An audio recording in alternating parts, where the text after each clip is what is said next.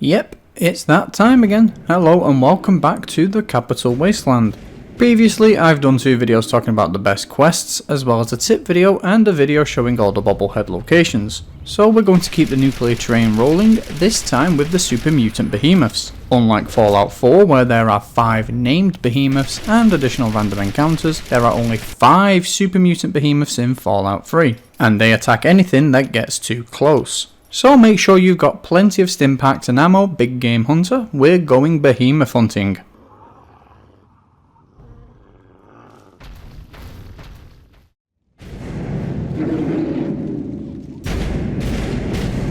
I've decided to list the behemoths from easiest to hardest to get to, and there is no easier behemoth than the one you will encounter during the main quest. This one can be encountered when you go to Galaxy News Radio to find dear old daddy. Chances are this is the first behemoth you will encounter in the game, and it can be a tough fight if you do this too soon after leaving Vault 101 and Megaton, as you may not even be level 8 when you get there. But luckily the Brotherhood of Steel will be on hand to help you out, so you can hide for cover if you don't think you can bring it down. This is also one of the few locations in the game where you can acquire a Fat Man, a very handy tool for bringing these jaundiced giants down. You can either stay up on the stairs of the radio station or dip back inside the ruined building you came from if you want to avoid its heavy melee attacks.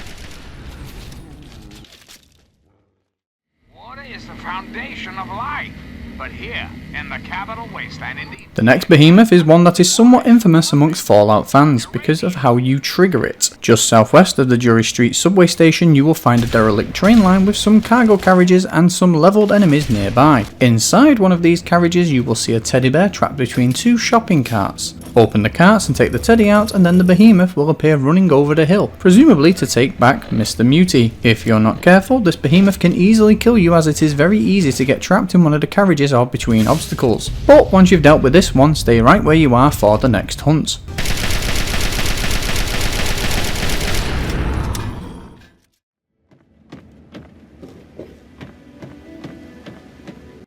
Standing over the corpse of your Jury Street behemoth, you're going to want to turn south and follow the train track down. This will eventually take you to Evergreen Mills, the home to the largest collection of raiders, as well as some slaves and plenty of mines you can easily trigger, as well as the Barter bobblehead. But smack bang right in the centre of the now converted train yard, you will see the behemoth, stuck behind a massive cage. Personally, I find it weird that it's trapped in there, as it should be more than strong enough to break it down or have rudimentary intelligence to open the gates. But if you've got enough ammo or would like to cheat, this is the easiest behemoth to fight, as it is not equipped with any weapons and you can just shoot it through the chain link fence. Or do what I did and climb up the ramp and drop some mini nukes on it from on high.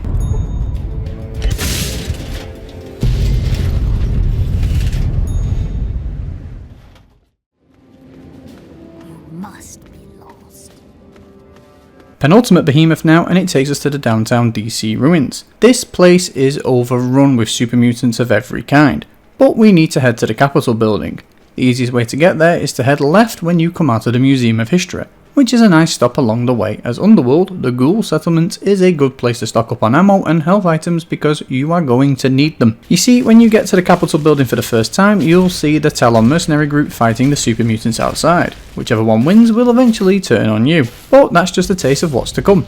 Inside the actual Capitol building you will find the same thing happening. Talon mercs fighting super mutants. The mercs may try and flee if things really go badly for them, but all you need to do is follow the carnage and you'll eventually come to a large foyer with the behemoth inside. No idea how it got in, maybe through the giant hole in the ceiling, but this thing is running around and killing the mercs and the super mutants. You've got a few options when taking this one down, including activating the terminal for the turrets providing you have a high enough science skill, or you can stay inside the double doors and shoot from afar, as the behemoth will be too big to fit through. Eventually, tall, yellow and scary will fall.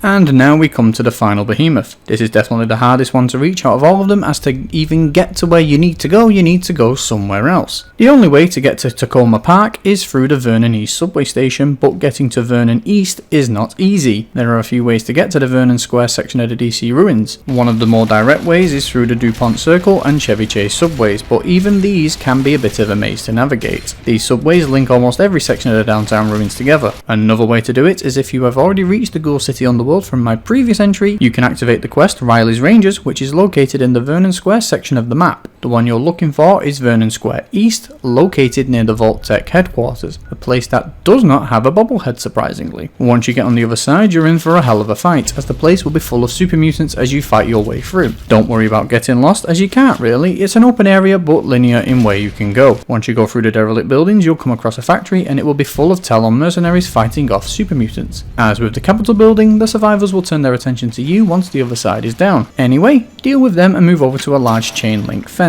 Through there you will find super mutants, but more importantly the final super mutant behemoth. There's even a switch on top of the truck trailer that can detonate some mines, but as you can see it didn't really do much damage when I tried to record it for this video. Take the beast down and you should get your trophies / achievements. I already had said achievements when I recorded these takedowns, but there you go.